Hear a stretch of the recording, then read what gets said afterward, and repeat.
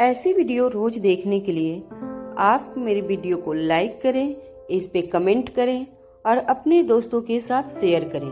और हाँ, अगर आप इस चैनल पे नए हैं तो इसे सब्सक्राइब करना ना भूलें। उस स्टील के फैक्ट्री के अंदर काफी अंधेरा था। फैक्ट्री के बीचों बीच कुछ रोशनी नजर आ रही थी, जहां हल्की हल्की हलचल भी नजर आ रही थी। ऐसा लग रहा था जैसे प्रमोद को अपने आप पर कुछ ज्यादा ही कॉन्फिडेंस था। प्रमोद ने अपनी सेफ्टी और सिक्योरिटी के लिए काफी कम आदमी लगा रखे थे। भूमिका और इंस्पेक्टर अब्बास ने एक तरफ से गेट को सिक्योर कर लिया था। उनके कुछ आदमियों ने दूसरे गेट पर घेराबंदी कर ली थी। धीरज के आदमी भूमिका और इंस्पेक्टर अब्बास के इशारे पर अटैक करने के लिए रेडी थे। इंस्पेक्टर अब्बास एक बात अच्छी तरह से जानते थे कि प्रमोद के गुंडों ने ताकत बढ़ाने वाली ड्रग ले रखी होगी, जिसकी वजह से उनकी शारीरिक ताकत काफी बढ़ चुकी होगी। इतने खतरनाक लोगों से लड़ने के लिए धीरज के आदमी ट्रेंड नहीं थे। इंस्पेक्टर अब्बास पर धीरज के आदमियों की जान की सिक्योरिटी काफी जिम्मा था। वह किसी की जान को रिस्क में नहीं डालना चाहते थे। यहाँ तक कि प्रमोद के आदमियों को भी जिंदा पकड़ना चाहते थे। इंस्पेक्टर अब्बास जानते थे कि इतनी खतरनाक पावर ड्रग लेने के बाद वह लोग पहले से मौत के मुंह में अपने आप को धकेल चुके थे।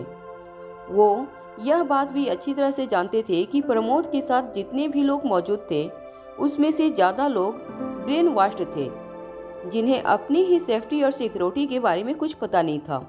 बस किसी के कहने पर उन्होंने प्रमोद के साथ चलने का फैसला कर लिया था।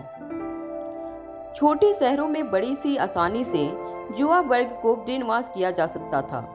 पावर ड्रग की तलाश में भटक रहे युवाओं को बड़ी ही आसानी से ब्रेन वॉश करके गलत रास्तों पर चढ़ाया जा सकता था। मगर इंस्पेक्टर अब्बास इन मासूम लोगों को मारना नहीं चाहते थे, बल्कि उन्हें गलत रास्ते पर चलने का अंजाम दिखाकर सही रास्ते पर ले जाना चाहते थे। इंस्पेक्टर अब्बास ने भूमिका से कहा, देखो, हमारा मकसद उन लोगों को मारना नहीं है, हमें किसी भी तरह से उन लोगों को जिंदा पकड़ना है, खासकर प्रमोद को। अगर प्रमोद हमारे हाथ लग गया तो आगे की कड़ियां भी एक के बाद एक खुलती जाएंगी। भूमिका पूरी तरह से तैयार थे हमला करने के लिए। रोहित, अनिका और धीरज पीछे के दरवाजे पर पहरा देने लगे थे। इंस्पेक्टर अब्बास की प्लानिंग थी कि अगर प्रमोद और उसके गुंडे हमले से बचकर भागने की कोशिश करें तो जो लोग इंस्पेक्टर अब्बास और भूमिका के हमले से बचने में कामयाब हो जाएं, वह लोग अनिका और रोहित की गिरफ्त में आ जाएं। इंस्पेक्टर अब्बास अनिका और रोहित की ताकत को अच्छी तरह से जानते थे, इसलिए उन्हें पूरा भरोसा था कि वह दोनों मिलकर कुछ लोगों को जरूर अपनी गिरफ्त में ले सकते थे। जबकि ज्यादातर लोगों को इंस्पेक्टर अब्बास और उनकी टीम गिरफ्तार कर लेगी। जैसे ही इंस्पेक्टर अब्बास अपनी टीम के साथ प्रमोद के अड्डे की ओर अपने कदम आगे बढ़ाने लगे, अचानक उस छोटे से वेयर हाउस में हलचल नजर आने लगी। देखते ही देखते हलचल काफी बढ़ गई। रोशनी की वजह से फैक्ट्री के सामने वाली दीवार पर बड़ी बड़ी परछाइयां दौड़ती हुई नजर आने लगी। इंस्पेक्टर अब्बास और भूमिका समझ चुके थे कि प्रमोद और उसके आदमियों को खतरे के बारे में पता चल चुका था। इससे पहले कि वह लोग भागने की कोशिश करें, इंस्पेक्टर अब्बास और भूमिका दौड़कर उस छोटे से वेयर हाउस की ओर आगे जाने लगे। जैसे ही इंस्पेक्टर अब्बास अपनी टीम के साथ वेयर हाउस के अंदर दाखिल हुए, उन्होंने देखा कि वेयर हाउस में कहीं कोई नजर नहीं आ रहा था। इंस्पेक्टर अब्बास ने अपनी टीम से हर जगह लोगों को तलाशने का ऑर्डर दिया, मगर इससे पहले कि इंस्पेक्टर अब्बास की टीम वेयर हाउस में किसी को ढूंढ पाए, इंस्पेक्टर अब्बास को इस बात का एहसास हुआ कि पीछे से किसी ने वेयर हाउस का दरवाजा बंद कर लिया था। इंस्पेक्टर अब्बास ने सोचा था कि वह प्रमोद को अपने जाल में ट्रैप करेंगे, मगर वह खुद अपनी टीम के साथ प्रमोद के जाल में फंस चुके थे। प्रमोद ने इंस्पेक्टर अब्बास की टीम को उस वेयर हाउस के अंदर ट्रैप कर लिया था। इंस्पेक्टर ने अपनी नजरें घुमाकर प्रमोद को ढूंढने की कोशिश की, मगर वो कहीं नजर नहीं आ रहा था। इंस्पेक्टर अब्बास को एहसास हो चुका था कि प्रमोद अपनी लोगों के साथ वेयर हाउस से बाहर निकलने में कामयाब हो गया था। मगर अब इंस्पेक्टर अब्बास को इस बात की चिंता सताने लगी थी कि जिस सुनसान गेट पर रोहित, अनिका और धीरज पहरा देकर खड़े थे, वहां वह लोग सिर्फ 3 थे और प्रमोद कम से कम 10 से 15 लोगों के साथ उस गेट से बाहर निकलने वाला था। इंस्पेक्टर अब्बास अब अपनी टीम के साथ वेयर हाउस से बाहर निकलने के रास्ते ढूंढ रहे थे। मगर उन्हें कहीं कोई ओपनिंग नजर नहीं आ रही थी। वहां उस छोटे से गेट पर अनिका, धीरज और रोहित काफी देर से पहुंच चुके थे। धीरज ने अनिका की ओर देखकर कहा, मुझे तो अभी भी यकीन नहीं हो रहा है कि तुम जैसी लड़की इतनी खतरनाक मिशन पर क्या कर रही है। तुम्हारी वजह से यह मिशन खतरे में पड़ सकता है। रोहित बड़े ही ध्यान से फैक्ट्री के बीचों बीच बने वेयर हाउस पर नजरें बनाए खड़ा था। अनिका भी धीरज की बातों को इग्नोर करके बड़े ही ध्यान से अपनी चारों ओर नजर बनाकर रख रही थी। धीरज ने रोहित से कहा, मुझे आज पता चला कि आर्यन इतना कमजोर क्यों है। लगता है आर्यन अपनी माँ पर गया है, इसलिए हमेशा इतना सुस्त रहता है। आर्यन की क्वालिटीज उसकी माँ पर गई है, वरना कहाँ तुम और कहाँ। रोहित अच्छी तरह से जानता था कि धीरज आर्यन को काफी नापसंद करता था। वैसे धीरज के पास कोई खास वजह नहीं थी। पहले तो धीरज को यह शक था कि दादी माँ को आर्यन ने ही सीढ़ियों से धक्का दिया था, मगर वह शक दूर हो जाने के बाद धीरज को आर्यन से कोई खास लगाव नहीं हुआ।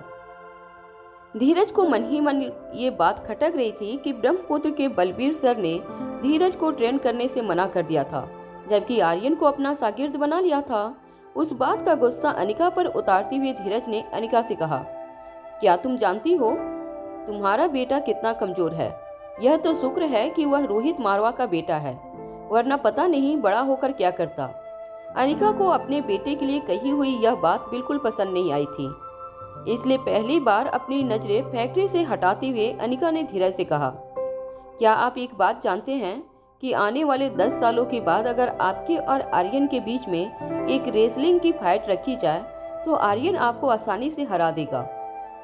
हाँ, अभी वह 6 साल का बच्चा है, मगर 10 साल गुजरने दीजिए, फिर आपको पता चलेगा कि मेरा बेटा कमजोर है या नहीं।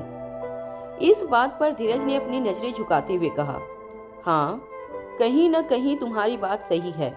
मैं जानता हूँ कि ऐसा ही होगा, मगर इसका मतलब यह नहीं कि आर्यन काफी ताकतवर है। इसका सिर्फ इतना सा मतलब है कि आर्यन बलबीर सर की एकेडमी में ट्रेन हो रहा है और 10 सालों तक उनकी एकेडमी में ट्रेन होने के बाद कोई भी बच्चा इतना तो ताकतवर हो ही जाएगा कि किसी आम रेसलर को किसी मैच में हरा दे। मगर इतना याद रखना कि ब्रह्मपुत्र एकेडमी में आर्यन को सिर्फ इसलिए एडमिशन मिला है क्योंकि वह रोहित मारवा का बेटा है। सुखवीर सर की एकेडमी में रोहित ने काफी नाम कमाया है, यहाँ तक कि ब्रह्मपुत्र एकेडमी की दीदी भी रोहित की फैन है। अगर रोहित ना होता तो बलबीर सर कभी भी आर्यन को ट्रेनिंग देने के लिए तैयार नहीं होते। अनिका को इस वक्त धीरज की ओवर कॉन्फिडेंस पर तरस आ रहा था। रोहित सब कुछ अच्छी तरह से सुन पा रहा था, मगर रोहित का इस वक्त ध्यान पूरी तरह से प्रमोद और उसकी गैंग पर कंसंट्रेटेड था। रोहित जानता था कि बहुत जल्द धीरज को अपने ही किए पर पछतावा होने वाला था। तभी अचानक रोहित ने देखा कि वेयर हाउस से कुछ लोग दौड़कर बाहर की ओर आ रहे थे। वह सभी के सभी लोग उसी गेट की तरफ भागकर आ रहे थे जिस गेट पर रोहित खड़ा था। अचानक जब रोहित उन लोगों का रास्ता रोकने के लिए आगे आया तो वह लोग रोहित को देखकर चौंक गए। वह 7-8 लोग थे। रोहित और अनिका ने सोचा था कि प्रमोद के साथ इस वक्त वेयर हाउस में कम से कम 25 से 30 लोग मौजूद होंगे, मगर शायद उनका अंदाजा गलत निकला था।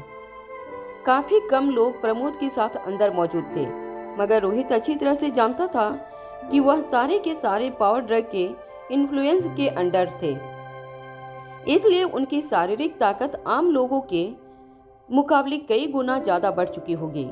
रोहित ने खुद विक्रम के साथ लड़कर इस बात को महसूस किया था। विक्रम और उसके साथी पावर ड्रग लेने के बाद काफी ज्यादा ताकतवर हो गए थे। तभी रोहित की नजर उन लोगों के बीच खड़े एक लंबे से आदमी पर पड़ी। उसके बाल घुंघराले और लंबे थे।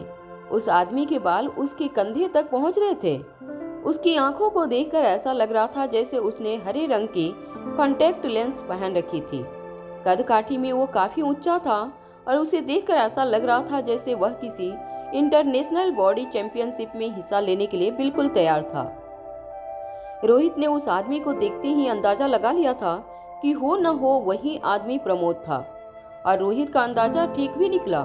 उस आदमी ने अपने आदमियों को पीछे करते हुए उनसे कहा, तुम सब लोग फिक्र मत करो, इन लोगों को मैं चुटकी में मसल दूंगा, तुम लोगों को कुछ नहीं होगा। जिस तरह से प्रमोद उन लोगों को सिक्योरिटी दे रहा था, रोहित ने अंदाजा लगा लिया था कि वही लंबे बाल वाला आदमी प्रमोद था। अचानक ही धीरज ने रोहित के कंधे पर हाथ रखते हुए कहा, रोहित, तुम बिल्कुल फिक्र मत करना। चाहे ये लोग कितने भी ताकतवर क्यों न हो, मगर मैं अपनी आखिरी सांस तक तुम्हारे साथ लड़ने के लिए तैयार हूँ। तुम बस किसी तरह अपने आप को बचा कर रखना। मारवा खानदान और मारवा ग्रुप ऑफ इंडस्ट्रीज के लिए तुम्हारा यहाँ से जिंदा लौटना बहुत जरूरी है, और तुम फिक्र मत करना, मैं अनिका को भी कुछ नहीं होने दूंगा। रोहित को यह कहने के बाद धीरज अनिका को इशारा करते हुए कहा, जाओ, तुम उस बड़े से कंटेनर के पीछे जाकर छुप जाओ, मैं तुम्हें कुछ नहीं होने दूंगा। इस बार भी हमेशा की तरह अनिका ने धीरज की बात को इग्नोर करते हुए प्रमोद पर अपनी नजरें बनाए रखी। अपने सामने खड़े तीनों लोगों पर नजर घुमाते हुए प्रमोद ने अपने आदमियों से कहा, मुझे लगता है वह आदमी जो बीच में खड़ा है वही इन लोगों का बॉस है।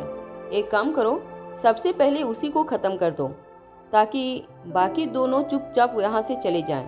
अपने बॉस की बात सुनते ही एक काफी भारी और वजनदार आदमी अपने हाथ में एक लोहे की रॉड लेकर रोहित के सामने आया। जैसे ही उस आदमी ने रोहित पर उस लोहे की रड से वार करने की कोशिश की, रोहित ने कराटे का एक दांव लगाते हुए उस आदमी को जमीन पर पटक दिया।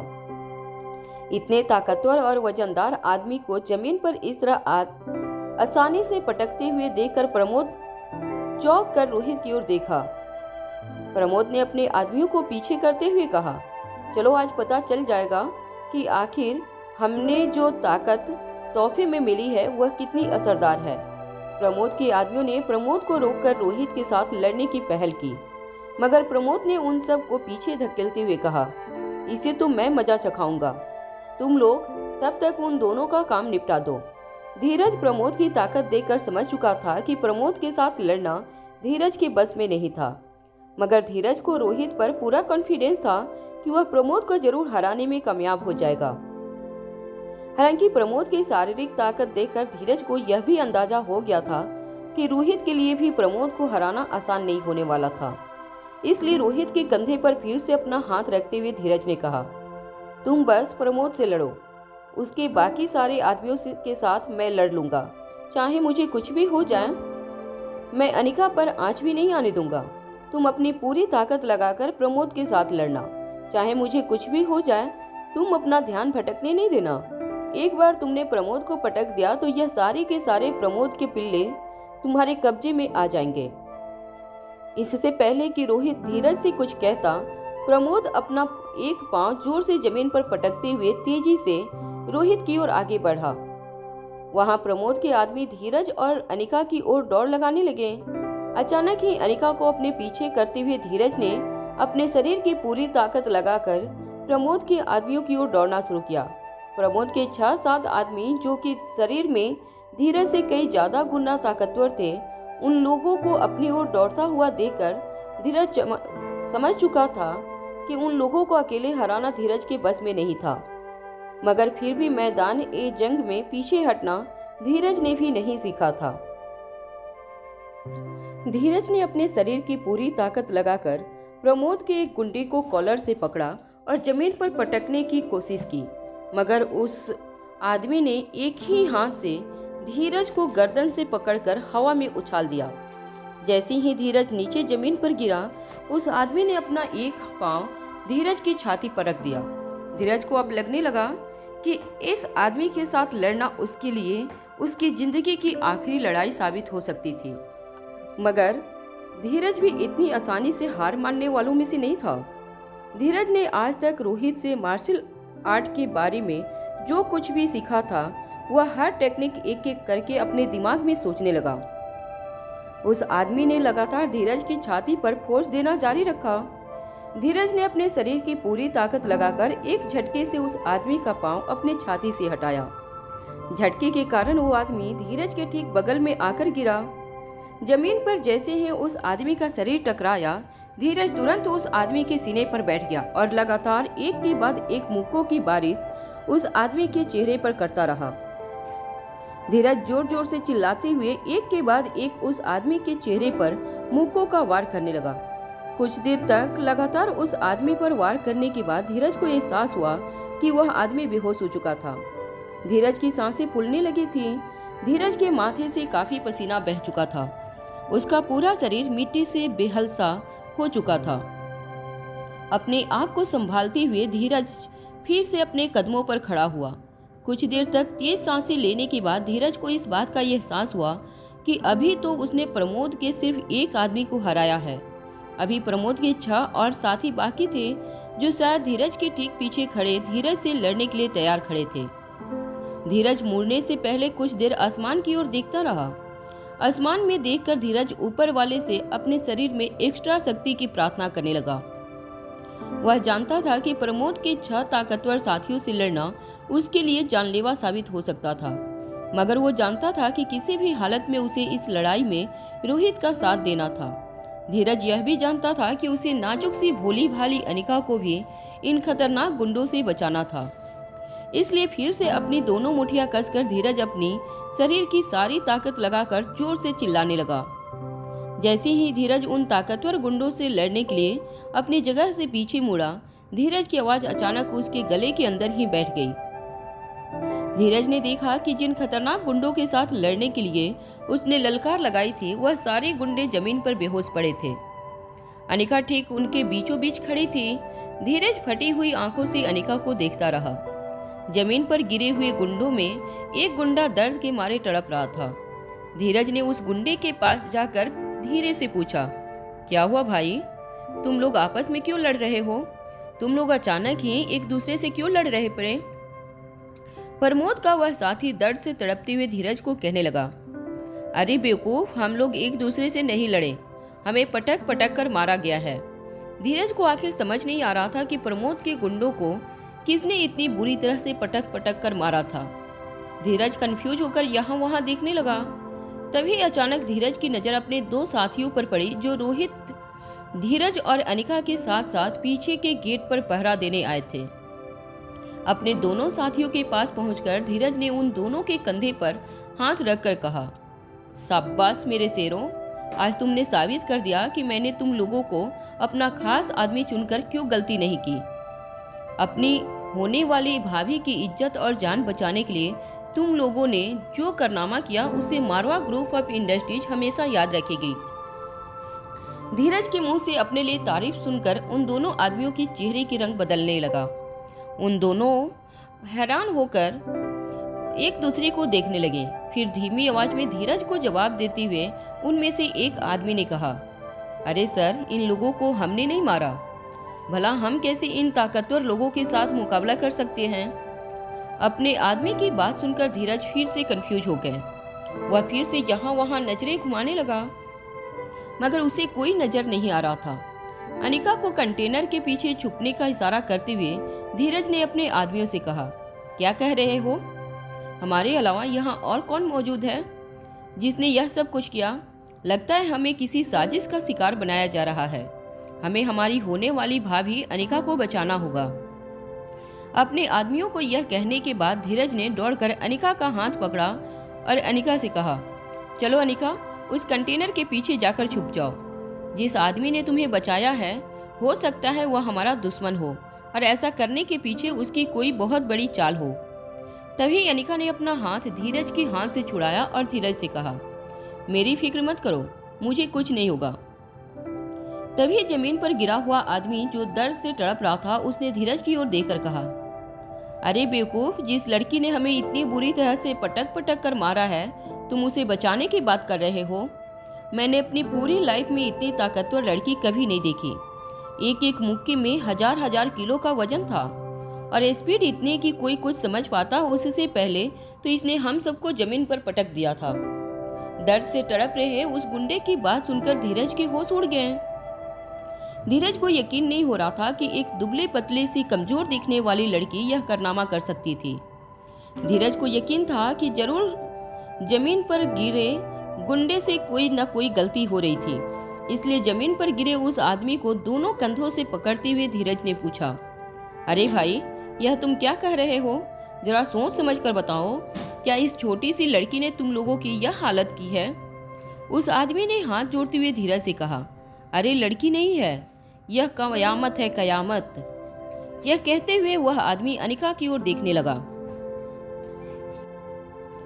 अनिका को देखते ही उस आदमी के चेहरे पर घबराहट बढ़ने लगी। देखते ही देखते वह आदमी बेहोश हो गया। धीरज अपनी जगह से खड़े होते हुए फटी हुई आंखों से अनिका को देखने लगा। धीरज को यकीन नहीं हो रहा था कि अभी अभी उसने अपनी जिस भाभी को कमजोर और डेलिकेट बताया था वह इतनी ताकतवर कैसे हो सकती थी, कि इतने खतरनाक गुंडों को कुछ ही पलों में उसने ढेर कर दिया था।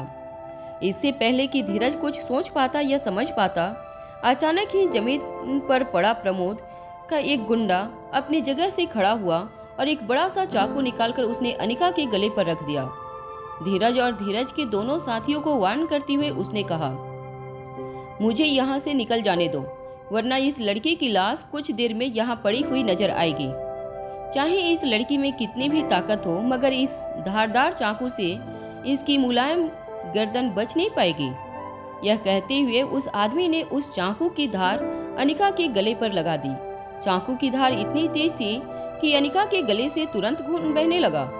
यह देखकर धीरज काफी घबरा गया। उसे समझ नहीं आ रहा था कि वह अनिका को बचाने के लिए क्या करता। कोई कुछ सोच पाता या समझ पाता, उससे पहले अनिका ने उस गुंडे का हाथ इतनी जोर से पकड़ा कि उस गुंडे के हाथ से चाकू छूटकर जमीन पर गिरा। जितनी तेजी से चाकू जमीन पर गिरा, उससे कहीं ज्यादा तेजी से अनिका ने उस गुंडे को जमीन पर पटक दिया। उस गुंडे का शरीर जब जमीन से टकराया तो 3-4 हड्डियों के एक साथ टूटने की आवाज सभी के कानों पर पड़ी। वह गुंडा दर्द से इतनी जोर से चीखा कि उसकी चीख पूरी होने के पहले ही वह दर्द की वजह से बेहोश हो गया। धीरज की आंखों के सामने अनिका ने इतने ताकतवर गुंडे को आसानी से जमीन पर पटक दिया था।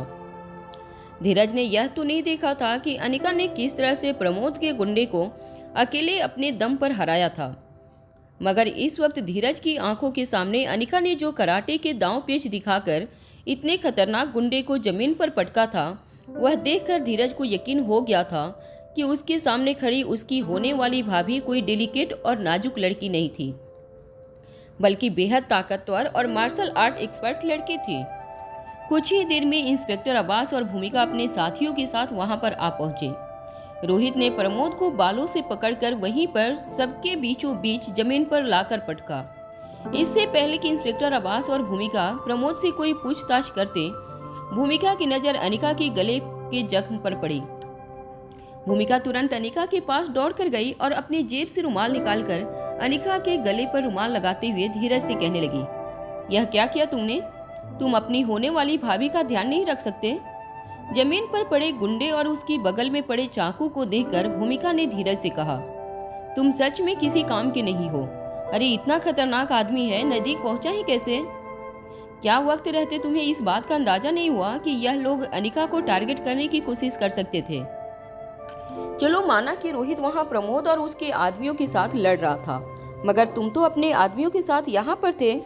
क्या तुम अनिका को सिक्योरिटी नहीं दे सकते थे? धीरज को समझ नहीं आ रहा था कि वह भूमिका के इस बात का क्या जवाब देता। वह जिसे सिक्योरिटी देने की बात कर रही थी, वह तो खुद ही धीरज को सिक्योरिटी दे रही। भूमिका ने अपने ऑफिसरों से कहा, यह जमीन पर पड़े हुए सारे गुंडों को अरेस्ट कर लो और जाकर पुलिस वाहन में डाल दो।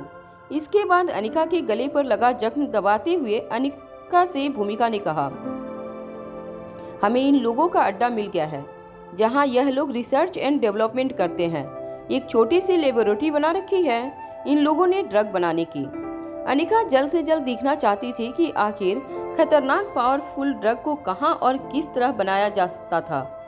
कुछ लोगों ने प्रमोद को रस्सियों से बांध दिया और सारे लोग लेबोरेटरी की ओर आगे बढ़ने लगे। अनिका ने जैसे ही लेबोरेटरी को देखा, वह हैरान रह गई। इतने खतरनाक पावर ड्रग को बनाने के लिए जिस तरह की जगह को इस्तेमाल किया जा रहा था, उसे देखकर ऐसा लग रहा था कि वह जगह एक मामूली गोडाउन से ज्यादा और कुछ नहीं थी। अनिका जानती थी कि खतरनाक ड्रग पावरफुल केमिकल्स के मिलने की वजह से बनते थे और इस तरह के ड्रग्स को बनाने के लिए कई तरह के सेफ्टी प्रोटोकॉल्स को ध्यान में रखते होते हैं। मगर इस जगह को देखकर अनिका को ऐसा लग रहा था जैसे यह कोई मामूली पटाखे बनाने की कोई छोटी सी फैक्ट्री हो। अनिका हैरान होकर प्रमोद की ओर देखने लगी। प्रमोद अनिका के चेहरे से समझ चुका था कि वह क्या पूछना चाहती थी। भूमिका ने प्रमोद के बाल खींचकर प्रमोद से पूछा, सच बताओ कि यह ड्रग तुम कहाँ बनाते हो और कैसे बनाते हो? प्रमोद अच्छी तरह से जान चुका था कि अब वह पूरी तरह से पकड़ा जा चुका था और अब बचने का कोई रास्ता प्रमोद को नजर नहीं आ रहा था। इसलिए सच्चाई बताते हुए प्रमोद ने भूमिका से कहा, मैं यह ड्रग खुद नहीं बनाता हूँ, मैं तो इसे खरीदता हूँ। भूमिका ने प्रमोद के बाल और जोर से खींचते हुए प्रमोद से पूछा, किससे खरीदते हो? कौन है वह? प्रमोद ने इस बात का जवाब देते हुए कहा, यूरोपीय देशों में कई ऐसे लोग हैं जो इस तरह के ड्रग की डीलिंग करते हैं। हम भी उन्हीं के पास से यह ड्रग मंगवाते हैं। अभी कुछ दिनों पहले मैंने सुना था कि एक पावरफुल ड्रग मार्केट में आया है, जिसे इस्तेमाल करने पर इंसान अपने शरीर में 100 हाथियों की ताकत ला सकता है। ऐसे ड्रग की हमारे देश में काफ़ी मांग है, क्योंकि हमारे देश में लोग जल्द से जल्द ताकतवर बनकर अपने सपनों को पूरा करना चाहते हैं। भूमिका ने अपनी बात आगे बढ़ाते हुए प्रमोद से कहा, तुम भी अपने सपनों को पूरा करने के लिए इस तरह का जहर बच्चों को बेचने के लिए तैयार हो गए? प्रमोद ने अपनी गर्दन झटकते हुए भूमिका से कहा, मुझे भी कोई शौक नहीं है इस तरह की खतरनाक ड्रग को आम लोगों में फैलाने का, मगर मुझे मजबूर होकर यह सब कुछ करना पड़ा। प्रमोद की बात सुनकर भूमिका हैरानी से अनिका की ओर देखने लगे। इस तरह के खतरनाक ड्रग देश के युवा लड़के लड़कियों में फैलाने के लिए आखिर प्रमोद को किस तरह मजबूर किया जा सकता था? यह बात सभी लोग प्रमोद के मुंह से सुनना चाहते थे। प्रमोद ने अपनी बात आगे बढ़ाते हुए कहा, मेरे बेटे को टर्मिनल कैंसर है। उसे बचाने के लिए मुझे काफ़ी पैसों की ज़रूरत थी, इसलिए मुझे जल्द से जल्द कोई ऐसा काम ढूंढना था जो मुझे काफ़ी कम वक्त में कई सारे पैसे दे सके। जब मैंने इस पावर ड्रग के बारे में सुना तो मैंने इस धंधे में अपना हाथ आजमाने के लिए अपनी तैयारी दिखाई। जो ड्रग मुझे मिला था वह असली ड्रग नहीं था। इस तरह के ड्रग के काफ़ी नकली ड्रग भी मिलती है बाजार में। कहा जाता है कि जो असली ड्रग है, अगर वह कोई इंसान ले ले तो उसके अंदर शैतानी ताकत आ जाती है। मेरे पास जो ड्रग है वह तो उसकी एक कॉपी है। यूँ समझ लीजिए, मैं जो बेचता हूँ वह सिर्फ 1% असर दिखाता है असली ड्रग का। हाँ, मगर यह काफ़ी कम पैसों में बन जाता है। अनिका अच्छी तरह से जानती थी कि प्रमोद जिस तरह से ड्रग बेच रहा था, उस ड्रग के क्या साइड इफेक्ट हो सकते थे। भूमिका और इंस्पेक्टर अब्बास भी हैरानी से एक दूसरे को देखने लगे। प्रमोद के चेहरे पर जोर से एक मुक्का मारते हुए भूमिका ने कहा, क्या तुम जानते हो तुम जिस ड्रग के बारे में बात कर रहे हो वह कितना खतरनाक है? ऊपर से ऐसे ड्रग की भी नकली कॉपी बनाकर तुम और भी खतरनाक ड्रग को जन्म दे रहे हो। ऐसे ड्रग अगर हमारे देश के जवान लड़के लड़कियों में फैला दिया जाए तो सब एक एक करके मौत के घाट उतार दिए जाएंगे। प्रमोद ने इस बात का जवाब देते हुए कहा, आप मेरी बात समझी नहीं। जो असली ड्रग है उससे काफ़ी कम ताकतवर है ये, इसलिए इसके साइड इफ़ेक्ट भी काफ़ी कम होते हैं। मैंने सुना है कि जो असली ड्रग है, अगर उसका दूसरा डोज 18 साल के ऊपर के लोगों को न मिले तो वह लोग कुछ ही महीनों में मर सकते हैं। इसलिए वो ड्रग ज़्यादातर बच्चों को दिया जाता है। मगर मेरे पास जो नकली ड्रग है उसका असर भी कम है और वह कम खतरनाक भी है। अनिका अच्छी तरह से जानती थी कि पावर ड्रग के फार्मूला कुछ फेर बदल करने से पावर ड्रग से मिलता जुलता ड्रग तैयार किया जा सकता था। वह पावर ड्रग के मुकाबले कम असरदार होगा, मगर साथ साथ कम खतरनाक भी होगा। मगर इसका मतलब यह नहीं था कि उसके साइड इफेक्ट नहीं थे। जो मौत पावर ड्रग की वजह से 1 महीने में आ सकती थी, वह इस ड्रग की वजह से 5 महीनों बाद आती। मगर ऐसे ड्रग का इस्तेमाल करने वाले लोगों की मौत पक्की थी। अनिका जानती थी कि वह चीज जिसको ढूंढ रही थी वह उसे इस गोदान में नहीं मिलने वाला था। अनिका के चेहरे पर निराशा साफ नजर आने लगी थी। रोहित भी अनिका के चेहरे को देखकर समझ गया था कि अनिका काफी निराश हो गई थी। अनिका भी 16 पावर ड्रग की तलाश में जमीन आसमान एक कर रही थी। प्रमोद के बारे में पता चलते ही अनिका को लगा कि शायद वह ड्रग के रैकेट तक पहुंचकर यह पता लगाने में कामयाब हो जाए कि आखिर कौन लोग थे जो V16 पावर ड्रग तक पहुंचना चाहते थे।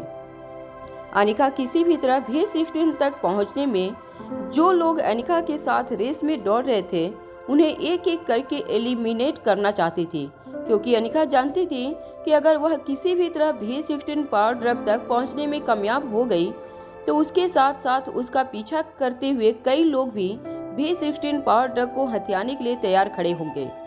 अनिका सर झुकाकर वेयर हाउस से बाहर निकलने लगी। रोहित भी ठीक अनिका के पीछे पीछे जाने लगा। धीरज रोहित को इस तरह किसी के पीछे पीछे चलते हुए पहली बार देख रहा था। अचानक ही धीरज के दिमाग में एक साथ कई सारी बातें घूमने लगी। अनिका को देखते ही धीरज को यह ख्याल भी आया कि अनिका की फाइटिंग वाकई कमाल की थी। इसका मतलब साफ था कि अनिका भी एक ट्रेंड मार्शल आर्टिस्ट थी। धीरज ने हमेशा से ही मन यह सोचा था, रोहित किसी लड़की को पसंद करे तो वह बिल्कुल ब्रह्मपुत्र एकेडमी की दीदी जितनी पावरफुल हो। आज रोहित का रवैया देखकर धीरज धीरे धीरे समझने लगा था कि आखिर अचानक इतने सालों बाद रोहित को किसी लड़की के पीछे दीवाना था। इंस्पेक्टर अब्बास और भूमिका प्रमोद के साथ पकड़े गए लोगों को अपने साथ लेकर जाने की तैयारी करने लगे। जब अनिका अपनी कार में बैठी तो रोहित भी ड्राइविंग सीट पर आकर बैठ गया। रोहित जानता था कि अनिका काफी परेशान थी। जैसे ही रोहित ने कार स्टार्ट की, अचानक ही धीरज अनिका की खिड़की के पास आया। अनिका ने जैसे ही खिड़की का कांच नीचे किया, धीरज ने इस बार मुस्कुराते हुए बड़े ही रिस्पेक्ट के साथ अनिका से कहा, मुझे माफ कर दीजिएगा होने वाली भाभी जी, मैं आपको एक कमजोर और डेलिकेट लड़की समझता रहा, मगर आप सचमुच रोहित की पत्नी कहलाने के लायक हैं। मुझे बहुत खुशी होगी जब आप रोहित के साथ शादी करके हमारे खानदान का हिस्सा बनेंगे। अचानक ही धीरज का बदला हुआ रूप देखकर अनिका ने भी हाँ में अपना सर हिला दिया। धीरज ने अपनी बात आगे बढ़ाते हुए अनिका से पूछा, क्या आपने ब्रह्मपुत्र एकेडमी में ट्रेनिंग ली है? अनिका ने भले ही ब्रह्मपुत्र एकेडमी से ट्रेनिंग नहीं ली थी, मगर बचपन में बलबीर सर ने अनिका को मार्शल आर्ट की ट्रेनिंग दी थी। इसलिए धीरज की बात में हामी भरते हुए अनिका ने कहा, हाँ, मैंने वहीं से ट्रेनिंग ली है। यह बात सुनते ही धीरज के चेहरे पर मुस्कान आ गई। धीरज ने कहा, तब तो आप ब्रह्मपुत्र एकेडमी की दीदी को भी अच्छी तरह से जानती होंगी। मैंने भी ये एकेडमी में एडमिशन लेने की कोशिश की थी, मगर बलबीर सर ने मुझे मना कर दिया था। अगर आप किसी तरह दीदी से कहकर उनसे मेरी ट्रेनिंग फिक्स कर सकती हैं तो बहुत अच्छा होगा। मैं बचपन से रोहित की तरह मार्शल आर्टिस्ट बनना चाहता हूँ। आप रोहित से पूछ सकती हैं कि मुझे मार्शल आर्ट सीखने में कितनी दिलचस्पी है। अनिका ज्यादा वक्त धीरज के साथ बातचीत में गंवाना नहीं चाहती थी। अनिका ने मन में कई और इम्पोर्टेंट बातें चल रही थी, मगर वो धीरज की बात को टालकर उसका इंसल्ट नहीं करना चाहती थी। इसलिए अपनी पर्स से अपना फोन निकालकर अनिका ने बलबीर सर को कॉल लगाया। कॉल कनेक्ट होते ही बलबीर सर ने अनिका से कहा, क्या बात है, आज इतनी रात गए जाग रही हो? 16 घंटे सोने वाली लड़की ने आज इस बूढ़े आदमी को क्यों याद किया? अरे भाई, मुझसे बात करके तुम्हारी 2-3 मिनट की नींद खराब हो जाएगी, तो फिर तुम मुझे कोसोगी। अनिका ने अपना फोन लाउड स्पीकर पर रखा था। बलबीर सर की आवाज सुनते ही धीरज ने उनकी आवाज पहचान ली। बलबीर सर जिस तरह से अनिका के साथ बात कर रहे थे, वह सुनकर धीरज हैरान रह गया। अनिका ने बलबीर सर से फोन पर बात करते हुए कहा, मैंने आपके लिए एक शागिर्द ढूंढ लिया है, आपको उसे ट्रेन करना है। बलबीर सर ने इस बात का जवाब देते हुए कहा, यह तुम मुझसे रिक्वेस्ट कर रही हो या मुझे ऑर्डर दे रही हो? मैंने ऐसे ही किसी को अपना शागिर्द नहीं बना लेता। पहले मैं उसे देखूंगा, जांचूंगा, फिर वह मेरा शागिर्द बनने की लायक है भी या नहीं।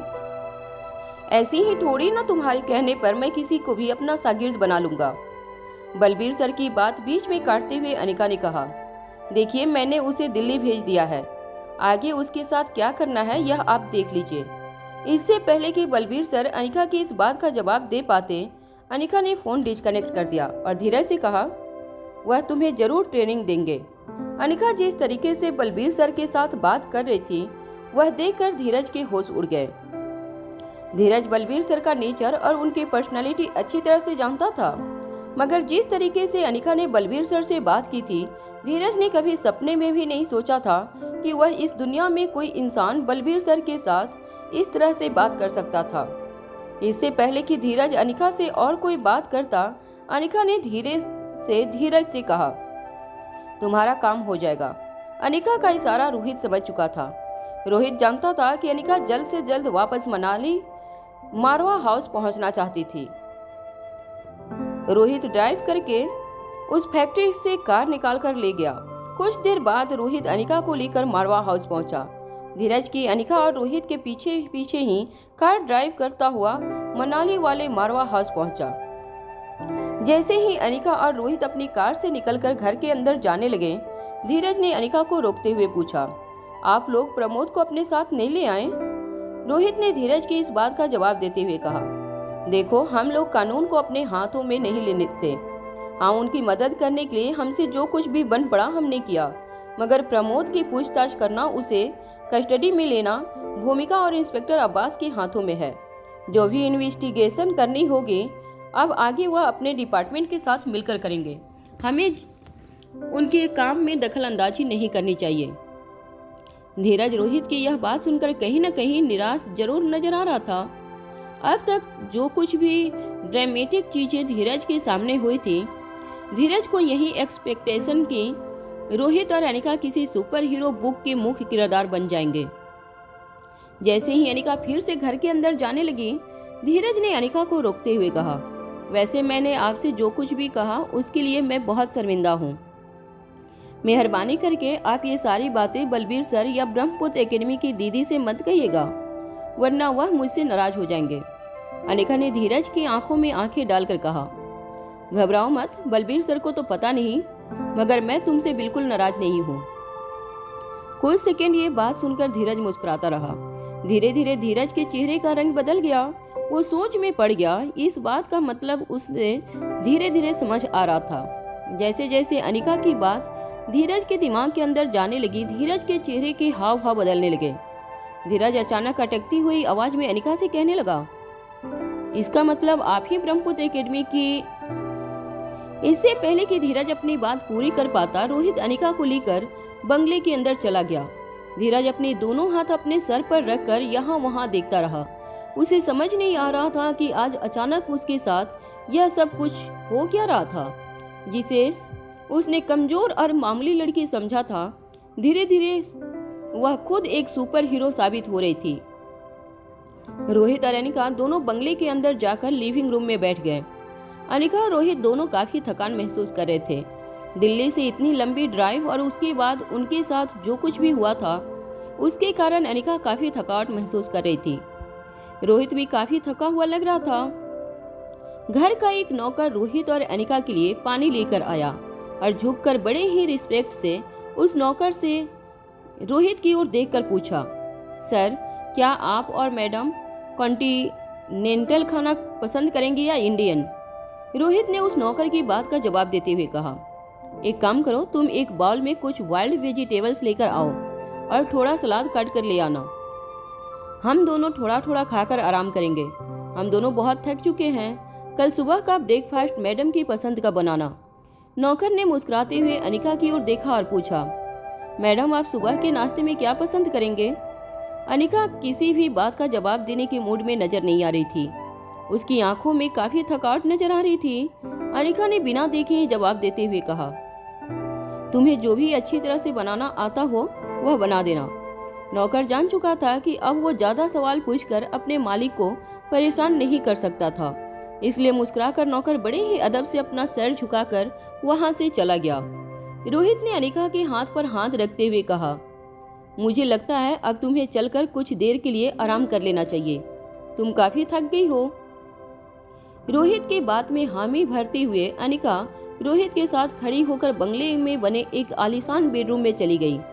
रोहित और अनिका के जाते ही वो नौकर फिर से किचन से बाहर निकला। जैसे ही रोहित और अनिका कमरे के अंदर गए, वह नौकर तेजी से बंगले से बाहर जाने लगा। लोगों से छुपते छुपाते वो नौकर बंगले के पीछे वाले गेट के पास पहुंचकर यहाँ वहां देखने लगा। फिर अपनी जेब से एक फोन निकालकर उस नौकर ने एक नंबर डायल किया। जैसे ही कॉल कनेक्ट हुआ, उस नौकर ने कहा, मुझे लगता है वह किताब इन दोनों को अब तक मिली नहीं।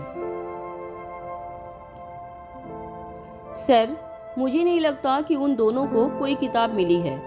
जैसे ही मनाली के मारवा हाउस की नौकर ने फोन पर किसी से यह बात कही, कुछ देर तक वह खामोश खड़ा फोन पर सामने वाले आदमी की इंस्ट्रक्शन सुनता रहा। कुछ देर बाद सारे इंस्ट्रक्शन सुनने के बाद उस नौकर ने फोन पर कहा, ठीक है बॉस, मैं अभी पता लगाने की कोशिश करता हूँ। अपना फोन फिर से कनेक्ट करने के बाद वह नौकर धीरे कदमों से फिर से मनाली के मारवा हाउस के अंदर चला गया। धीरे धीरे अपने आसपास नजर रखते हुए वह नौकर अनिका और रोहित के बेडरूम के पास पहुंचा। नौकर बिल्कुल होशियार और अलर्ट था। जैसे ही किसी के कदमों की आहट उसे कानों पर पड़ती, वह किसी कोने में जाकर छुप जाता। जब उसे इस बात का यकीन हो गया कि अब घर के किसी और नौकर की या सिक्योरिटी गार्ड की नजर उस पर नहीं थी, तब वह तेजी से दौड़कर अनिका और रोहित के बेडरूम के पास चला गया। उसने धीरे से अपने कान दरवाजे पर लगा दिए। वह अंदर हो रही बातचीत को सुनने की कोशिश करने लगा। तभी उसके कानों पर अनिका और रोहित की बातें पड़ी। रोहित अनिका से कह रहा था, आज मौसम बड़ा सुहाना है, तुम भी बहुत खूबसूरत लग रही हो। अनिका ने रोहित की इस बात का जवाब देते हुए कहा, तुम तो हमेशा ही यह बात कहते रहते हो। देखो, इस वक्त मैं बहुत थक चुकी हूँ, कोई शरारत करने की कोशिश मत करना। इसके बाद अचानक ही रोहित और अनिका की आवाजें आनी बंद हो गई। नौकर मन ही मन मुस्कुराने लगा। कुछ देर तक जब बेडरूम के अंदर से रोहित और अनिका की कोई आवाज नहीं आई, तो नौकर मुस्कुराते हुए वहां से चला गया। घर के एक कोने में जाकर उस नौकर ने फिर से अपने बॉस को फोन लगाकर कहा, आपके कहने पर मैंने काफी रिस्क उठाकर उनके बेडरूम के पास जाकर उनकी बातें सुनने की कोशिश की, मगर मैंने जो सुना वह मैं आपको बता नहीं सकता। मगर इतना समझ लीजिए कि एक बात तो पक्की है कि उनके पास ऐसी कोई किताब नहीं है जिसे आप ढूंढ रहे हैं। यह कहने के बाद उस नौकर ने फोन डिस्कनेक्ट कर दिया और मुस्कुराते हुए फिर से अपने काम पर लग गया। वहां बेडरूम के अंदर जब रोहित और अनिका को यकीन हो गया कि अब उनकी कोई बात कोई सुन नहीं रहा था, तो अनिका ने रोहित से कहा, तुम दरवाजे पर अपनी नजर बनाए रखो, जब तक मैं यह किताब में दिए गए कोड रिकॉर्ड करने की कोशिश करती हूँ। ज्योति बुआ की घर से जो किताब मिली है, उस किताब को अनिका काफी देर तक पढ़ती रही। स्वाति मल्होत्रा ने बड़ी ही ध्यान से किताब में अलग अलग जगह पर अनिका के लिए कुछ नंबर्स और सिंबल्स छोड़े थे। अनिका ने एक एक करके उन सारे लेटर्स और सिंबल्स को डिकोड किया, तो अनिका को एक पासवर्ड दिखाई दिया। पासवर्ड के साथ साथ अलग अलग कोड्स के जरिए स्वाति मल्होत्रा ने उस किताब में एक बैंक और सेफ डिपॉजिट लॉकर का नंबर भी लिखा था। सब कुछ रिकॉर्ड करने के बाद जब अनिका ने एक पेपर पर सारी इन्फॉर्मेशन लिखी, तो रोहित अनिका के पीछे आकर वह सारी इन्फॉर्मेशन पढ़ने की कोशिश करने लगा। अनिका ने रोहित की ओर देखकर कहा, यह बैंक तो दिल्ली की बैंक है। मेरे ख्याल से इस सेफ डिपॉजिट लॉकर के अंदर माँ ने कोई पार्सल छोड़ा है जो वह मुझ तक पहुंचाना चाहती है। अनिका की बात सुनकर रोहित के चेहरे के एक्सप्रेशन बदलने लगे। रोहित ने अनिका से कहा, पार्सल? इसका मतलब यह है कि तुम्हारी माँ ने उस सेफ डिपॉजिट लॉकर में जो कुछ भी छोड़ा है वही V16 पावर ड्रग है। रोहित की सवाल का जवाब तो अनिका भी नहीं जानती थी, मगर अनिका अब इतना जान चुकी थी कि वह V16 पावर ड्रग को पाने के बेहद करीब थी। अनिका ने रोहित से कहा, यह तो वहीं जाकर पता लगेगा। मुझे लगता है हमें जल्द से जल्द दिल्ली जाकर इस बैंक के सेफ डिपॉजिट लॉकर को खोलकर पता लगाना चाहिए कि माँ ने उस लॉकर के अंदर क्या छुपाया है। अनिका के चेहरे की बेचैनी देखकर रोहित ने अनिका के कंधे पर हाथ रखकर कहा, देखो, इस वक्त अगर हमने इस तरह का कोई भी कदम उठाया तो हमारे लिए खतरे से खाली नहीं होगा। अनिका रोहित की बात समझ नहीं पा रही थी। रोहित ने अनिका को समझाते हुए कहा, देखो, हमारे दुश्मनों ने हम पर नजरें बनाए रखी है। हर वक्त कोई ना कोई हमारा पीछा कर रहा है। हमें नहीं पता वो लोग कौन है, मगर हम इतना जरूर जानते हैं कि हमारी और उनकी मंजिल एक ही है, और वह लोग किसी भी हालत में हमसे पहले उस मंजिल तक पहुंचना चाहते हैं। अनिका ने रोहित की बात को बीच में काटते हुए कहा, और अगर ऐसा हो गया तो वह पूरी दुनिया के लिए बेहद खतरनाक हो सकता है। अगर यह V16 पावर ड्रग किसी भी खतरनाक आदमी के हाथ पड़ गया तो यह पूरी दुनिया के लिए बेहद खतरे की बात हो सकती है। रोहित ने अनिका को शांत करते हुए कहा, मैं इसलिए कह रहा हूँ कि जल्दीबाजी में कोई कदम उठाना नहीं चाहिए। अगर हम इस वक्त दिल्ली के लिए रवाना हो गए तो वह लोग चौकन्ने हो जाएंगे। उनसे इस बात का पता चल जाएगा कि जरूर हमें कोई ऐसा राज पता चला है जिसकी वजह से हम इस वक्त इतनी रात गए दिल्ली की ओर रवाना हुए हैं।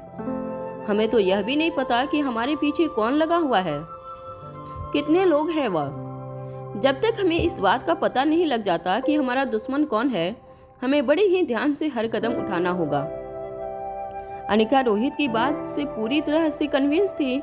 अनिका ने रोहित से कहा, अच्छा मुझे एक बात बताओ, यह प्रमोद जिसने V16 पावर ड्रग का इंजेक्शन लिया था, उसे हराने में तुम्हें कितना वक्त लगा? रोहित जानता था कि अनिका ऐसा क्यों पूछ रही थी।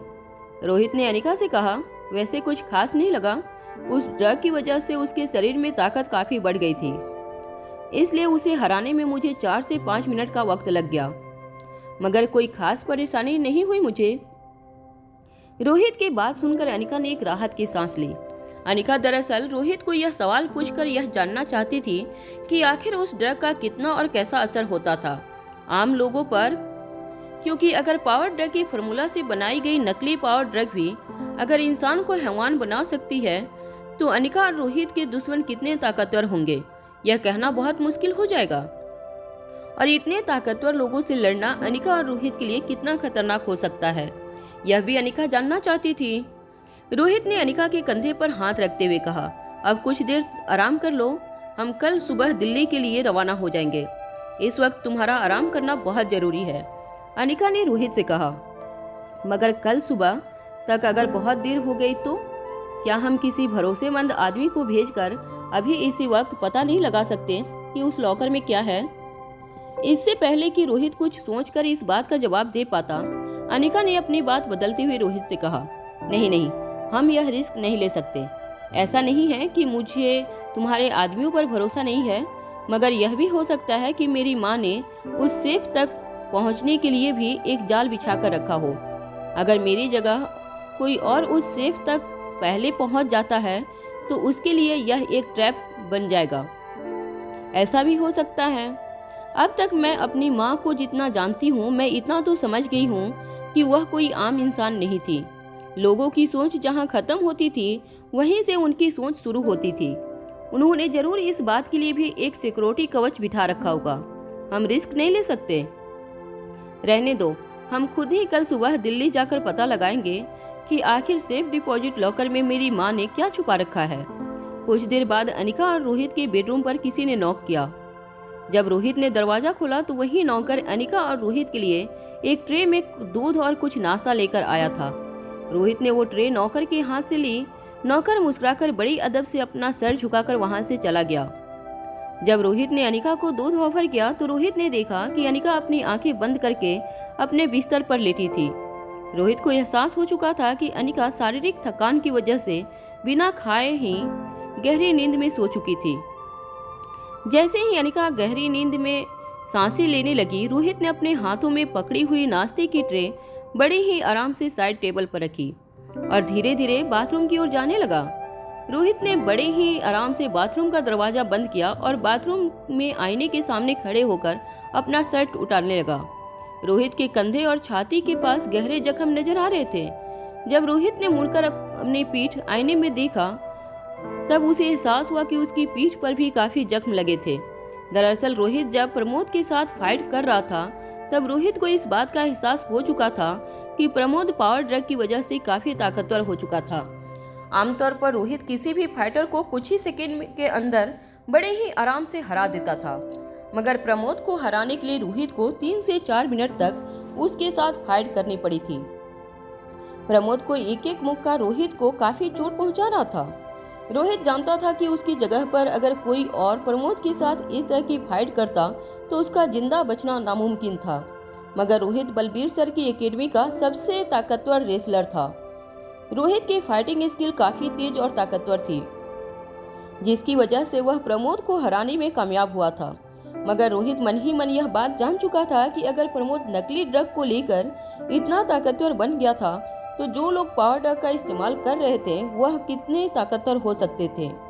रोहित अच्छी तरह जानता था कि प्रमोद तो इस पूरे नेक्सस का बहुत ही छोटा हिस्सा था। प्रमोद के ऊपर कई लोग थे जो प्रमोद से भी ज्यादा ताकतवर और खतरनाक हो सकते थे।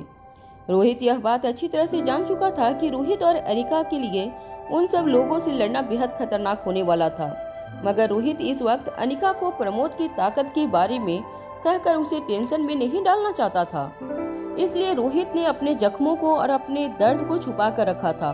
अपने कपड़े बदलकर रोहित चुपचाप अनिका के बगल में आकर लेट गया। सुबह जब अनिका की आंखें खुली, रोहित ऑलरेडी तैयार हो चुका था। अनिका के बिस्तर के सामने नाश्ते का टेबल सजा दिया गया था। जैसे ही अनिका ने अपनी आंखें खोली, रोहित ने कहा, पहले फ्रेश होकर नाश्ता कर लो, उसके बाद हम दिल्ली के लिए रवाना हो जाएंगे। नाश्ता करने के बाद जैसे ही रोहित और अनिका दिल्ली जाने के लिए अपनी कार में बैठकर रवाना होने लगे, तब अनिका ने रोहित से कहा, दिल्ली जाने से पहले मुझे थोड़ा काम है। रोहित अनिका की यह बात सुनकर हैरान हो गया। अनिका ने रोहित से कहा, पहले ज्योति बुआ के घर ले चलो मुझे। जैसे ही रोहित अनिका को लेकर ज्योति बुआ के घर पहुंचा, वहां ज्योति बुआ जो मॉर्निंग वॉक करने के लिए अपने घर से बाहर निकल रही थी, उन्होंने अनिका को देखते ही कहा, अरे बेटा, मुझे फ़ोन कर दिया होता, मैं तुम्हारे लिए कुछ नाश्ता बनाकर रखती। मैं और तुम्हारे अंकल तो बहुत कम नाश्ता करते हैं बेटा। चलो कोई बात नहीं, तुम दोनों कुछ देर आराम से घर में बैठो, मैं अभी कुछ बना देती हूँ। ज्योति बुआ की बात सुनकर जयप्रकाश भी घर से बाहर आ गए। अनिका और रोहित को देखकर उन्होंने एक पल के लिए अपना सर झुका लिया। उन्होंने रोहित को अनिका का बॉडीगार्ड समझा था।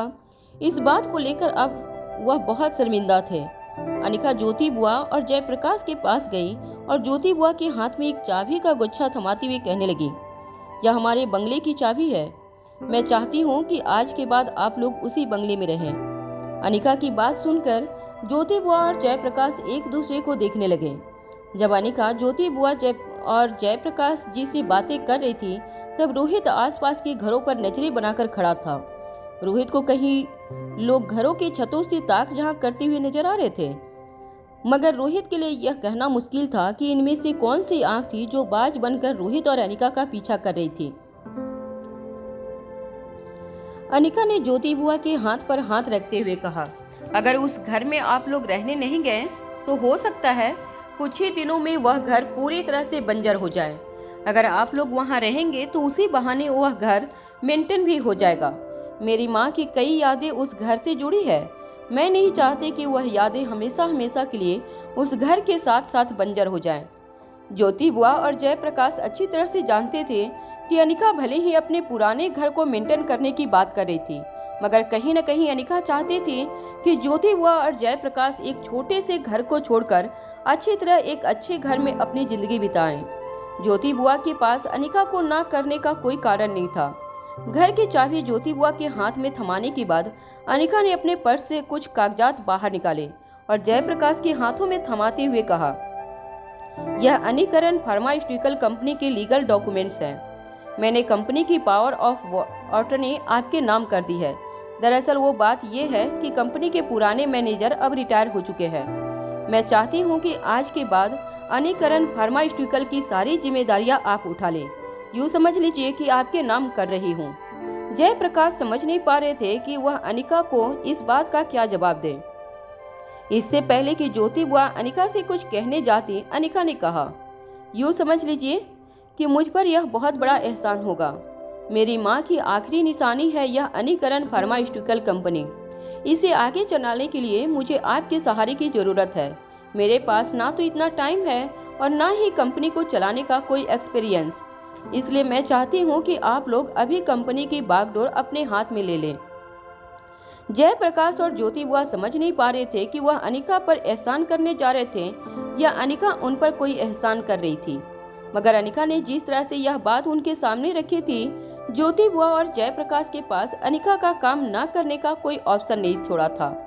अनिका ने ज्योति बुआ और जयप्रकाश को सारी जिम्मेदारियां सौंपकर अनिका रोहित के साथ कार में बैठकर वहां से चली गई। रोहित ने अपनी नजरें अपने आसपास चल रही हर गाड़ी और हर आदमी पर जमा कर रखी थी। जैसे ही रोहित को किसी पर शक होता, वह अपना रास्ता बदल लेता। रास्ते बदलते हुए अनिका और रोहित दिल्ली की ओर आगे बढ़ने लगे। वहां यूरोप के एक सुनसान आइलैंड से एक बड़ा सा जहाज पानी में धीरे धीरे आगे की ओर बढ़ने के लिए निकला।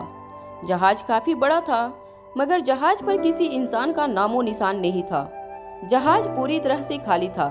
ऐसा लग रहा था किसी ने एक बड़ा सा पैसेंजर जहाज बुक करके अपने निजी इस्तेमाल के लिए उस जहाज को हायर किया था। जहाज पर काम करने वाले कुछ लोगों के अलावा जहाज पर कोई दिखाई नहीं दे रहा था। जहाज का जो स्टाफ था वह भी काफी अजीब लग रहा था। फटे पुराने कपड़े और चाल ढाल देखकर ऐसा नहीं लग रहा था कि वह लोग किसी कंपनी के लिए काम करते थे, बल्कि अफ्रीका के गरीब देश के वह कुछ लोग थे जो शायद किसी के कहने पर जहाज में काम करने आए थे, जहां से एक बड़े आलीशान कमरे से धीरे धीरे आयशा मारवा ने अपनी आंखें खोली। आयशा का चेहरा काफी उतर चुका था, उनके शरीर में काफी कमजोरी नजर आ रही थी। आयशा ने जब धीरे से अपनी आंखें खोली तब कुछ देर के लिए उनके लिए यह समझना बेहद मुश्किल हो गया था कि यह उनके मरने के बाद भी की अवस्था थी या वह अभी भी जिंदा थी। उन्हें सब कुछ धुंधला धुंधला नजर आ रहा था। धीरे धीरे जब आयशा ने पूरे कमरे में अपनी नजरें घुमाई तब अचानक उनकी नजर उनके बिस्तर के ठीक पास खड़े अक्षय वर्मा पर पड़ी। आयशा को होश में आते हुए देखकर अक्षय के चेहरे पर बड़ी सी मुस्कुराहट आ गई। अक्षय ने धीमी आवाज में आयशा से कहा, तुम बिल्कुल ठीक हो, कुछ नहीं हुआ है तुम्हें, बस तुम पैनिक मत होना। मैंने तुम्हारे लिए तुम्हारे मनपसंद जूस बनवा दिए हैं। 3 दिनों से तुमने कुछ खाया नहीं, इसलिए तुम्हारे शरीर में कमजोरी होगी, मगर तुम फिक्र मत करना, मैंने तुम्हारे लिए बिल्कुल लाइट नाश्ता मंगवा लिया है। धीरे धीरे खाने की कोशिश करना, 1-2 दिन में तुम पूरी तरह से ठीक हो जाओगी। आयशा को अभी भी अपने गले के आसपास दर्द महसूस हो रहा था। अक्षय ने जब अपने शरीर की पूरी ताकत लगाकर आयशा का गला दबाने की कोशिश की तब आयशा के गले के आसपास के काफी मल्स इंजोर्ड हो गए थे, जिसका दर्द अभी भी उन्हें महसूस हो रहा था। अक्षय ने लगभग आयशा के शरीर से उसकी जान निकाल ही ली थी। तभी उनके खास आदमी अंकुर नायक ने आकर अक्षय को बताया था कि अनिका का दरअसल किसी के साथ अफेयर नहीं चल रहा था। जब यह बात अक्षय ने सुनी तो वह पूरी तरह से टूट चुके थे। उन्होंने जो शर्त रोहित के साथ लगाई थी वह शर्त अक्षय हार चुके थे। रोहित और आयशा के विश्वास की जीत हुई थी और अक्षय की हार हुई थी।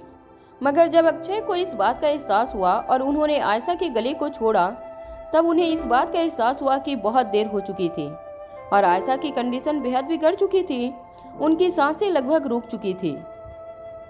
अक्षय ने किसी तरह उन्हें CPR देकर खुद उनकी जान बचाई और आयशा को लेकर वह एक जहाज में बैठकर देश छोड़कर रवाना हो गए। अक्षय को अपने किए पर बहुत पछतावा हो रहा था। सालों पहले अपने ही प्यार की परीक्षा लेकर उन्होंने अपने ही प्यार को अपने आप से दूर कर लिया था और आज 27 साल बाद भी फिर से अपने जुनून और आवेश में आकर उन्होंने आयशा की जान लेने की कोशिश की थी। जिस औरत से वह जिंदगी भर प्यार करते रहे, जिंदगी भर जिसके प्यार की खातिर उन्होंने किसी और को अपने नजदीक नहीं आने दिया, उसी औरत की जान लेने की कोशिश की थी अक्षय ने। अक्षय को पूरी तरह यकीन हो गया था कि इस दुनिया में प्यार नाम की कोई चीज नहीं है। मगर जब अनिका की सच्चाई के बारे में अक्षय को पता चला तब अचानक अपने आप पर भी उनको शर्म महसूस होने लगी। उन्हें आयशा की कही हुई हर बात धीरे धीरे समझ में आने लगी। अक्षय अब यह समझ चुके थे कि आयशा ने उन्हें धोखा नहीं दिया था, बल्कि अक्षय की गलतियों की वजह से उन्होंने खुद आयशा मारवा को अपने आप से दूर कर दिया था। जैसे ही आयशा ने अपनी आंखें खोली, अक्षय ने सोच लिया था कि वह सब कुछ पहले की तरह नॉर्मल कर लेंगे। इसलिए अपने चेहरे पर एक बड़ी सी मुस्कान लिए अक्षय ने आयशा से कहा, तुम फिक्र मत करना, मैं सब समझ चुका हूँ, सारी गलती मेरी थी। अरे तुम तो मुझसे प्यार करती थी, मगर मैं ही पागल था कि तुम्हें अपने प्यार और अपनी फैमिली के बीच किसी एक को चुनने का ऑप्शन दिया। वाकई में यह समझ नहीं पाया कि तुम और लड़कियों में काफी अलग हो, और इसलिए यह जानने के बावजूद कि मैं बहुत पैसे वाला हूँ, तुमने मुझसे ऊपर अपनी फैमिली को चुना। जिस बात को लेकर मुझे खुशी होनी चाहिए थी, उसी बात की वजह से मुझे गुस्सा आ गया और मैंने तुम्हारे साथ सच्चे प्यार को भी अपना दुश्मन बना लिया। तुम इतने साल उस वीरान बंगले में फूलों के साथ जिंदगी गुजारती रही सिर्फ मेरी वजह से, मगर अब अकेलेपन में बिताए हुए हर पल की कीमत मैं तुम्हें आने वाली जिंदगी भर के लिए बेशुमार खुशियां देकर चुकाऊंगा। यह सब बातें करते हुए अक्षय की सांसें तेज हो रही थी। आयशा समझ नहीं पा रही थी कि अक्षय यह किस तरह की बातें कर रहा था और वह क्या करना चाहता था। आयशा शारीरिक तौर पर काफी कमजोर पड़ गई थी, मगर किसी तरह अपने शरीर की पूरी ताकत लगाकर आयशा ने अक्षय से कहा, यह तुम कहाँ ले आए हो? मुझे मेरे बेटे के पास जाना है, मुझे अभी रोहित के पास ले चलो। अक्षय वर्मा ने आयशा मारवा से कहा, देखो मुझे माफ कर दो, मैं तुम्हें जरूर तुम्हारे बेटे के पास ले चलूंगा, मगर इस वक्त तुम्हारा शरीर बहुत कमजोर है, तुम कुछ खा लो। आयशा की ओर नाश्ते की प्लेट आगे बढ़ाते हुए अक्षय वर्मा ने कहा, लो कुछ खा लो, उसके बाद मैं तुम्हें सब कुछ समझाता हूँ। हम दोनों भले ही हमारी जिंदगी के कीमती साल हो चुके हैं, मगर आने वाली जिंदगी साथ साथ गुजार कर हम हमारे प्यार को फिर से कायम कर सकते हैं। मैंने सब कुछ सोच लिया है। इससे पहले कि अक्षय वर्मा अपनी बात आगे बढ़ाता, आयशा ने अक्षय के हाथों में पकड़ी हुई प्लेट को जमीन पर पटकते हुए उससे कहा, बकवास करना बंद करो और मुझे अपने बेटे के पास ले चलो, अभी के अभी। इसके बाद आयशा ने अपने शरीर की पूरी ताकत लगाकर बिस्तर से खड़े होकर कमरे से बाहर दौड़ने की कोशिश की। अक्षय ने आयशा को रोकने की कोशिश करते हुए कहा, देखो इस वक्त तुम्हारे शरीर में काफी कमजोरी है, तुम पहले कुछ खा लो, कुछ देर आराम कर लो, उसके बाद मैं तुम्हें सब कुछ समझाता हूँ। आयशा अक्षय की बात सुनने वाली नहीं थी।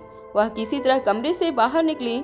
तब उसे इस बात का एहसास हुआ कि वह एक बहुत बड़े पानी के जहाज में थी। जहां तक आयशा की नजरें पड़ रही थी, उन्हें सिर्फ पानी ही पानी नजर आ रहा था। कुछ दिनों बाद आयशा ने अपनी आंखें खोली थी, इसलिए सूरज की रोशनी जैसे ही उनकी आंखों पर पड़ी, उनकी आंखें बंद होने लगी।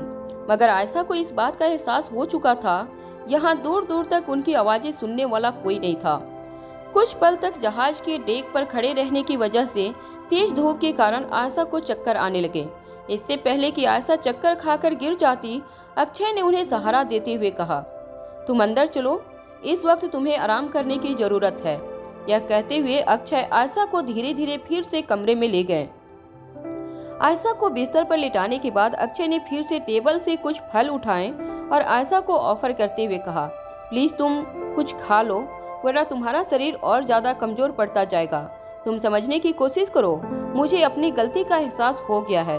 हम दोबारा से अपनी जिंदगी शुरू कर सकते हैं, बस मुझे तुम्हारा साथ चाहिए और कुछ भी नहीं। आयशा ने अपने हाथों से अक्षय के ऑफर किए हुए फल झटकते हुए कहा, तुम पागल हो गए हो, तुम अब इंसान नहीं रहे बल्कि एक जानवर बन गए हो।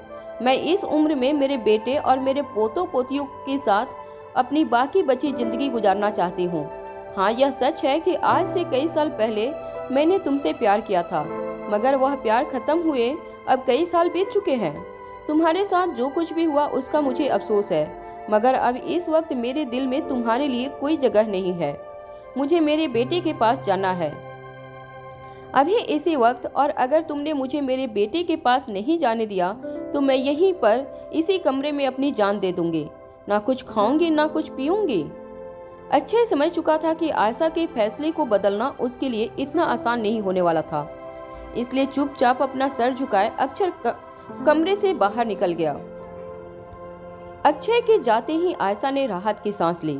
कमजोरी की वजह से धीरे धीरे आयशा की आंखें भारी होने लगी। वह मन ही मन रोहित, अनिका और अपने पोते पोतियों का चेहरा याद करने लगी। आयशा अब तक ये जान चुकी थी कि इस जहाज में उसका भागना नामुमकिन था। वह अपनी बाकी बची हुई कुछ पल की जिंदगी अपने परिवार को याद करके बिताना चाहती थी। तभी अचानक उनके कमरे का दरवाजा फिर से खुला। 3-4 अफ्रीकी मूल के लोग अपने हाथ में एक बड़ा सा वाटर टैंक लेकर कमरे के अंदर दाखिल हुए। फिर वो लोग एक के बाद एक बाल्टी में भर के उस वाटर टैंक में पानी डालने लगे। जब वह बड़ा सा वाटर टैंक पूरी तरह से भर गया, तब अक्षय कमरे के अंदर दाखिल हुआ। अक्षय के आते ही उसके आदमी कमरा छोड़कर चले गए। अक्षय ने आयशा मारवा की आंखों में आंखें डालकर कहा, मैंने तुम्हें मारने की कोशिश की, मुझे इसकी सजा मिलनी चाहिए। तुम्हारी आंखों के सामने मैं अपने आप को सजा देने के लिए तैयार हूँ।